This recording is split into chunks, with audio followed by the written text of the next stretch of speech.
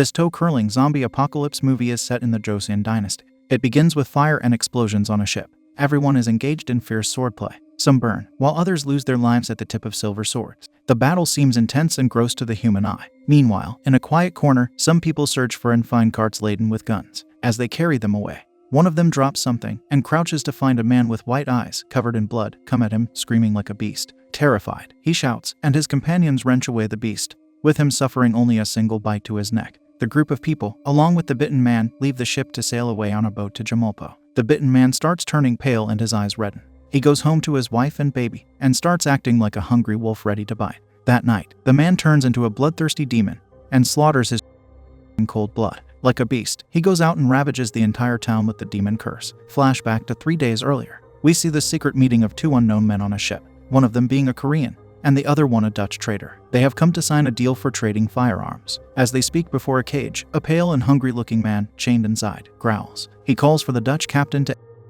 but the captain just throws him a piece of raw meat, which he eats. The other man is shocked out of his wits. The Dutch captain tells him that this man might turn into a beast anytime, so they should hurry and bring the money for the firearms. The man goes back to his group to tell them about the impressive war gear. Turns out the man works for the Crown Prince Li Yong, who is frustrated with his father kowtowing to the Chinese King Emperor. Amidst the fragile political atmosphere, he plans to buy European harquebuses to drive the king's soldiers away and free his nation. Unfortunately, the war minister Kim Ya-jun gets wind of the plot and uses his influence to frame it as a rebellion. Kim Ya-jun and his men ambush the place where the crown prince's followers are staying and takes the firearm to the king, who becomes furious. He misleads the king into believing that it was a revolt against him to overthrow his throne. Too scared of losing his power, the king asks the war minister, his most trusted man, for advice. The war minister says that they must find all the perpetrators and charge them with high treason, knowing well that the crown prince would have to take responsibility. The ignorant king, unaware of his sneaky court, agrees. The war minister brings the perpetrators before the king and mercilessly tortures them.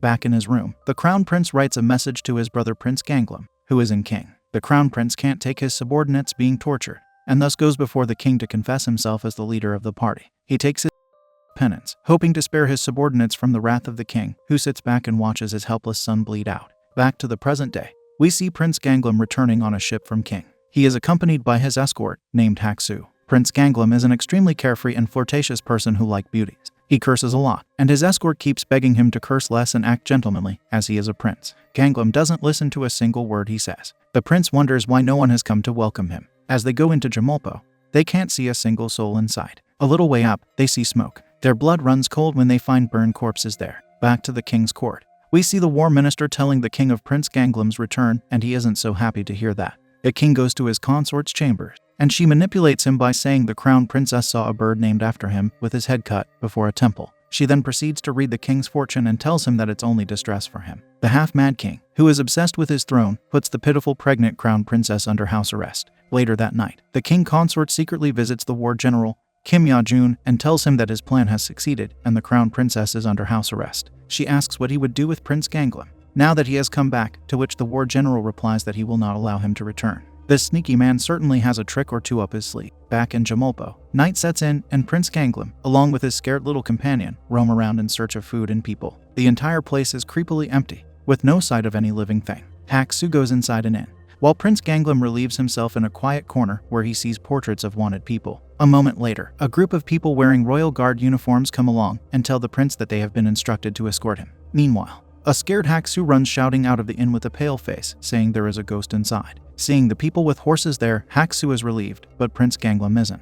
He sees right through the trap and understands that they are here to assassinate him. A violent fight ensues. Amid all the chaos, a strange bloody woman jumps an assassin before the prince and savagely eats his flesh. She looks up at the prince with white eyes and attacks him. Prince Ganglum holds her off with his sword and with a swift blow decapitates her. A new group of people, consisting of 3 men and a woman, come to the duo's rescue. The team is led by the late Crown Prince's lieutenant, Park Yul-ryong, and consists of his sister Dak-hee, a monk, and another man who claimed to be waiting for Prince Ganglum. Together they go to the place where all other people who are not infected by the demon virus are quarantined. On the way there, they tell Prince Ganglum that if a person is bitten, he or she turns into a flesh-eating demon. They reach the place, and the prince sees everyone's misery. Openly rejecting their requests to save them, Prince Ganglum tells them to ask the king for help. Turns out the capital has banished Jamulpo people and has locked it down from outside contact. Alone, inside their room, Ganglum tells Haksu that he only came to escort the crown princess to king where she can be safe. It was his brother's last wish. Back in the palace, The man assigned to assassinate Ganglum comes back, bitten by a demon, to collect his money from the war general, who, after confirming the prince is dealt with, locks him up in the basement.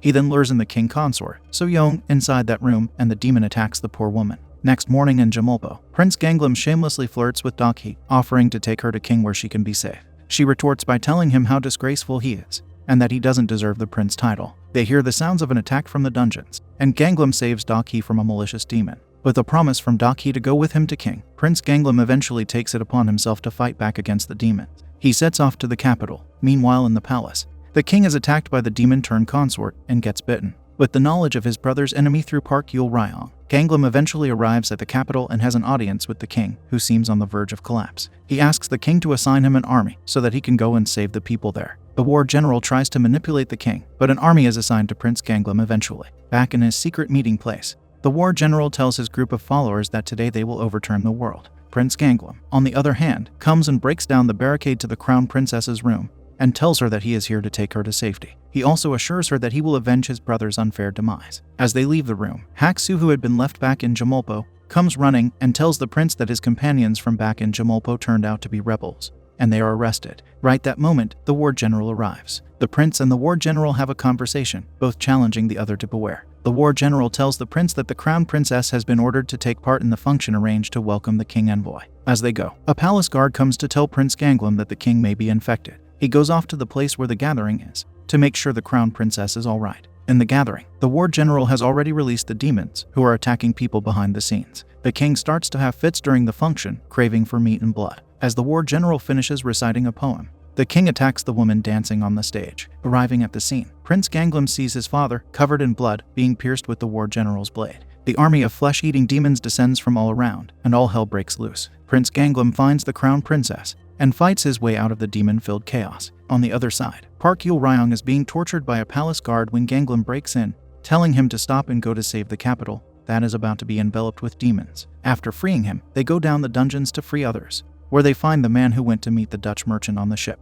Turns out that he is the one who told the war general about the demons when he threatened to murder his family. The team finds out that the war general is the mastermind of this chaos, and they are definitely not surprised. Despite his initial reluctance, Li Chung eventually takes it upon himself to fight back against the demons, joining forces with local partisans, including Park Yul Ryong, former lieutenant to the crown prince, the monk, the royal guards, the crown princess, and Archer Diaki. Together, they fight to prevent the zombies from escaping the palace and attacking the capital. On the other side, the evil Unleashing party is deciding who should rule the new world. The ambitious war general tells them that he would become the new king, and when one of them tries to argue, he puts a bullet through him, which shuts all the others up. Down in the dungeons, the team is attacked, and they barely manage to escape after a heart-pumping fight. The entire palace is now engulfed with zombies, with the doors to the outside completely sealed. The night goes, and morning arrives with both the parties suffering casualties. The war general is attacked by a zombie, and his hand is bitten. Seeing him tremble a bit, his group of followers try to overpower him. But the story turns darker when the ambitious war general spills everyone's blood and chops off his